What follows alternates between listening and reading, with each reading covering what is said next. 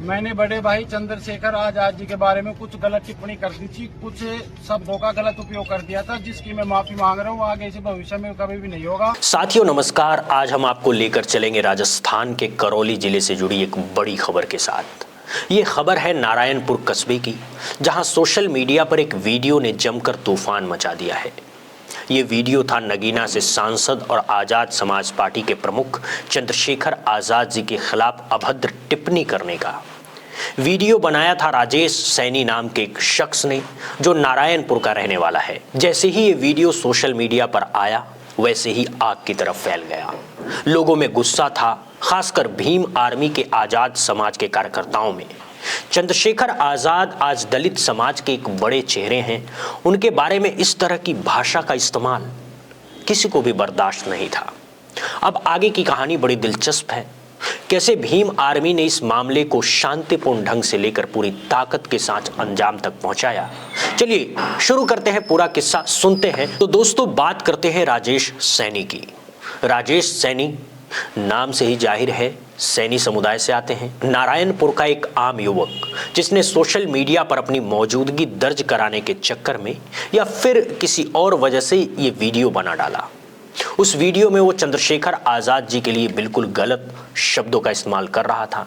क्या कहा था वो शब्द हम आपको यहाँ नहीं दोहरा सकते, क्योंकि वो अभद्रता की हद को पार कर चुके थे। ये वीडियो शायद राजेश ने अपने दोस्त के बीच दिखाने के लिए बनाया था, लेकिन आज के दौर में कोई भी वीडियो प्राइवेट नहीं रहता। देखते ही देखते वो वीडियो वायरल हो गया। नारायणपुर के अलावा आसपास के इलाकों में, व्हाट्सएप ग्रुप में, फेसबुक पर, हर जगह वो वीडियो फैल गया। अब इस वीडियो की भनक जैसे ही भीम आर्मी के कार्यकर्ताओं को लगी, मामला गर्म हो गया। आपको बता दें कि भीम आर्मी का नाम पूरे उत्तर भारत में दलितों और पिछड़े वर्गों के अधिकारों के लिए लड़ने वाले एक जुझारू संगठन के तौर पर जाना जाता है। चंद्रशेखर आजाद जी की छवि भी एक दमदार नेता की है, जो संसद में दलित पिछड़ों की आवाज बुलंद करते हैं। ऐसे में उनके खिलाफ की गई टिप्पणी भीम आर्मी के कार्यकर्ताओं के गले से नहीं उतरी। सबसे पहले स्थानीय भीम आर्मी के अध्यक्ष और कार्यकर्ता इकट्ठा हुए। उन्होंने राजेश सैनी के बारे में जानकारी जुटाई। फिर उसे मौखिक और फोन के जरिए चेतावनी दी गई कि वो तुरंत एक वीडियो जारी करके सोशल मीडिया पर सार्वजनिक माफी मांगे।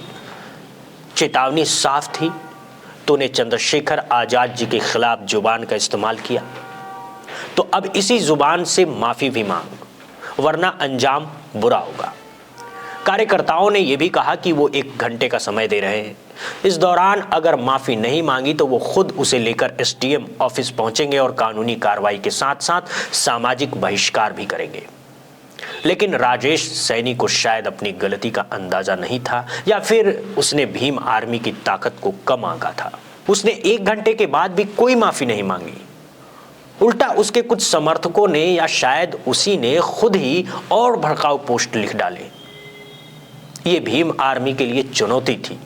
अब उसके पास पीछे हटने का कोई रास्ता नहीं था। उनकी साख दांव पर लगी थी। अगले ही पल भीम आर्मी के कार्यकर्ता सड़कों पर उतर आए। मोबाइल पर फोन के जरिए मैसेज गया। सभी कार्यकर्ता नारायणपुर के मुख्य चौराहे पर इकट्ठा हो गए। बाइकों पर सवार होकर हाथों में भीम आर्मी के झंडे लिए जय भीम के नारे लगाते हुए कार्यकर्ता जमा होने लगे। उनका इरादा साफ था, राजेश सैनी को ढूंढ कर निकालना है और उससे माफी दिलवाना है। कार्यकर्ता सीधे राजेश सैनी के घर की तरफ बढ़े, लेकिन उसे वहां ना पाकर उन्होंने उसके मोबाइल पर संपर्क किया। डर के मारे राजेश सैनी कहीं छिप गया था, लेकिन भीम आर्मी के कार्यकर्ता उसे ढूंढने में जुट गए। उन्होंने साफ कह दिया कि जब तक राजेश सामने नहीं आएगा और माफी नहीं मांगेगा, वो चैन से नहीं बैठेंगे। ये देखते हुए पुलिस प्रशासन भी हरकत में आया, लेकिन भीम आर्मी ने कोई हिंसक रास्ता नहीं अपनाया। उनका निशाना सीधा प्रशासन था। वो अपनी मांग लेकर एसडीएम कार्यालय की तरफ कूच कर गए। एसडीएम ऑफिस के बाहर सैकड़ों की संख्या में कार्यकर्ता जमा हो गए। नारेबाजी शुरू हो गई। चंद्रशेखर आजाद तुम जिंदाबाद, जय भीम, अभद्र टिप्पणी करने वालों का बहिष्कार करो जैसे नारे से एसडीएम ऑफिस का परिसर गूंज उठा। एसडीएम ऑफिस के बाहर इतनी बड़ी भीड़ और गुस्से को देखते हुए प्रशासन के हाथ पांव फूल गए।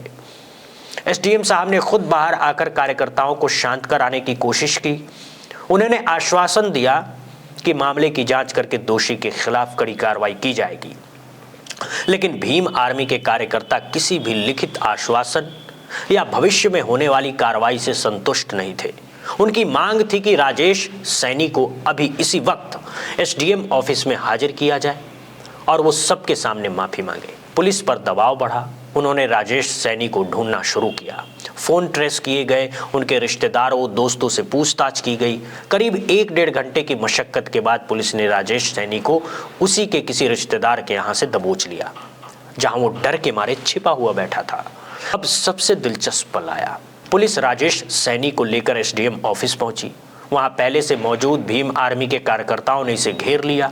पहले तो राजेश सैनी बुरी तरह डरा हुआ था, लेकिन भीम आर्मी के कार्यकर्ताओं ने उसे आश्वस्त किया कि उसके साथ कोई मारपीट नहीं होगी, बस उसे अपनी गलती का एहसास कराना होगा और माफी मांगनी होगी। एसडीएम साहब और तमाम पुलिस अधिकारियों की मौजूदगी में राजेश सैनी को सबके सामने खड़ा किया गया। भीम आर्मी के जिला अध्यक्ष ने उससे कहा, बोल तू क्या गलती की है, बोल तूने क्या गलती की है। नतमस्तक राजेश सैनी ने कांपती आवाज में कहा, मैंने नगीना सांसद चंद्रशेखर आजाद जी के खिलाफ अभद्र टिप्पणी करके गलती की है। मैं उनसे और पूरे समाज से माफी मांगता हूं। इतना काफी नहीं था।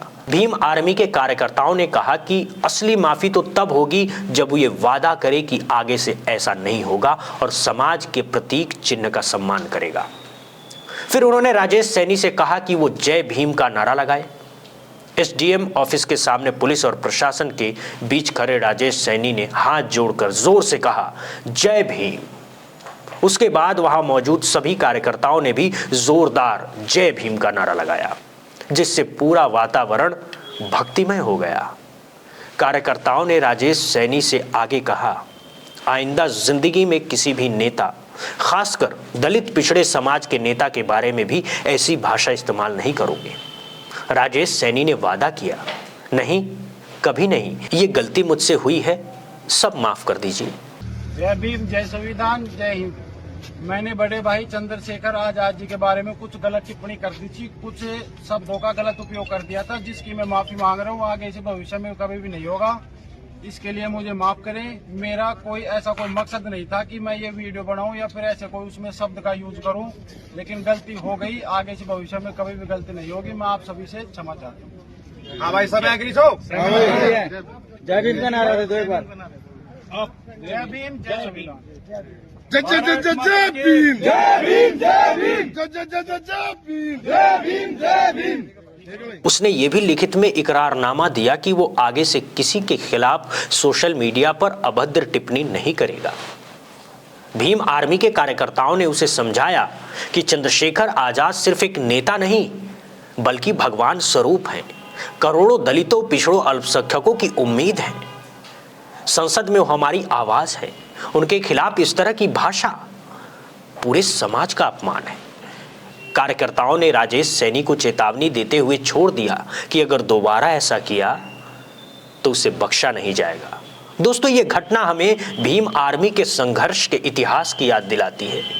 भीम आर्मी की स्थापना चंद्रशेखर आजाद और विनय रत्न ने 2014 में की थी। इसका उद्देश्य दलित पर होने वाले अत्याचारों के खिलाफ आवाज उठाना और उन्हें संगठित करना था। सहारनपुर के सब्बिरपुर गांव में दलितों पर हुए अत्याचार के बाद भी भीम आर्मी चर्चा में आई। उन्होंने कई बार सड़कों पर उतरकर धरने देकर प्रदर्शन करके सरकार और प्रशासन की नींद हराम की है। लेकिन खास बात यह है कि भीम आर्मी ने हमेशा शांतिपूर्ण तरीके से लड़ाई लड़ी है। यहां भी उन्होंने कोई हिंसा नहीं की, किसी को पीटा नहीं, बल्कि प्रशासन के सामने कानून के दायरे में रहकर अपनी मांग मनवाई। यही उनकी ताकत है। बात जब चंद्रशेखर आजाद की हो रही है तो उनके सफर पर एक नजर डालना भी जरूरी है। उत्तर प्रदेश के सहारनपुर में रहने वाले चंद्रशेखर ने अपनी राजनीति की शुरुआत कॉलेज के दिनों से ही कर दी थी। भीम आर्मी के जरिए उन्होंने जमीनी स्तर पर संगठन खड़ा किया। 2019 में वो पहली बार नगीना से सांसद चुने गए। संसद में उनकी दमदार वाणी और मुद्दे को उठाने के अंदाज ने सबका ध्यान खींचा। चाहे वो किसानों का मुद्दा हो, दलितों पर अत्याचार हो या बेरोजगारी का सवाल हो, चंद्रशेखर बिना किसी डर के अपनी बात रखते हैं। उनकी लोकप्रियता का आलम यह है कि आज वो सिर्फ दलितों के ही नहीं बल्कि पिछड़े वर्गों, सवर्णों के गरीब तबके के भी नेता बनकर उभरे हैं। इसीलिए उनके खिलाफ एक शब्द कहना पूरे समाज को अखरता है। इस पूरी घटना से एक बड़ा सबक मिलता है कि आज से सोशल मीडिया के दौर में आपकी हर हरकत कैमरे में कैद हो रही है। आप जो भी बोल रहे हैं वो वायरल हो सकता है। राजेश सैनी को शायद यही नहीं पता था कि उसकी एक शरारत उसे कहां से कहां ले जाएगी। उसे एसडीएम ऑफिस में सबके सामने माफी मांगनी पड़ी। उसकी इज्जत मिट्टी में मिल गई। आसपास के लोग उसे कैसे नजरों से देखेंगे, ये सोचने वाली बात है दोस्तों। यह घटना एक संदेश देती है कि किसी भी महापुरुष, नेता या समाज के बारे में गलत टिप्पणी करना भारी पड़ सकता है, खासकर जब वो शख्स किसी उत्पीड़ित समाज से आता हो और करोड़ों लोगों का हीरो हो। घटना के बाद भीम आर्मी के कार्यकर्ताओं ने प्रशासन को चेतावनी दी, अगर भविष्य में ऐसी कोई घटनाएं होती हैं तो वो और सख्त कार्रवाई करेंगे। उन्होंने ये भी कहा है कि वो सिर्फ माफी मांगने से संतुष्ट नहीं है, बल्कि वो चाहते हैं कि ऐसे लोगों के खिलाफ सख्त से सख्त कानूनी कार्रवाई भी होनी चाहिए। उन्होंने पुलिस से मांग की है कि राजेश सैनी के खिलाफ SC/ST एक्ट के तहत मुकदमा दर्ज किया जाए, ताकि भविष्य में किसी की हिम्मत न हो कि वो किसी दलित नेता के बारे में ऐसी भाषा का इस्तेमाल कर सके। तो दोस्तों, ये थी राजस्थान के नारायणपुर की वो ताजा घटना जहां नगीना सांसद चंद्रशेखर आजाद पर अभद्र टिप्पणी करना राजेश सैनी को भारी पड़ गया। भीम आर्मी ने एक बार फिर साबित कर दिया कि वो अपने नेताओं और सम्मान के लिए किस हद तक जा सकते हैं।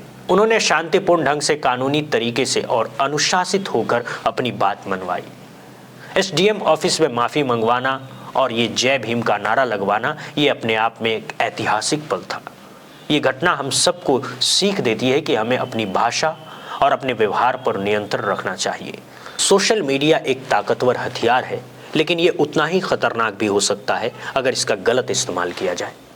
राजेश सैनी ने अपनी गलती मान ली है, माफी भी मांग ली है, लेकिन उसकी ये गलती वो जिंदगी भर नहीं भूल पाएगा। उम्मीद है कि हमारी ये जानकारी आपको पसंद आई हो। ऐसे ही ताजा और बड़ी खबरों के लिए हमारे इस चैनल से जुड़े रहिए। अगर आप इस घटना पर अपनी राय देना चाहते हैं तो कमेंट बॉक्स में ज़रूर लिखें, और हाँ, इस खबर को ज़्यादा से ज़्यादा लोगों तक पहुंचाएं ताकि वो भी इस घटना से सीख लें। बहुत बहुत धन्यवाद, बहुत बहुत शुक्रिया दोस्तों।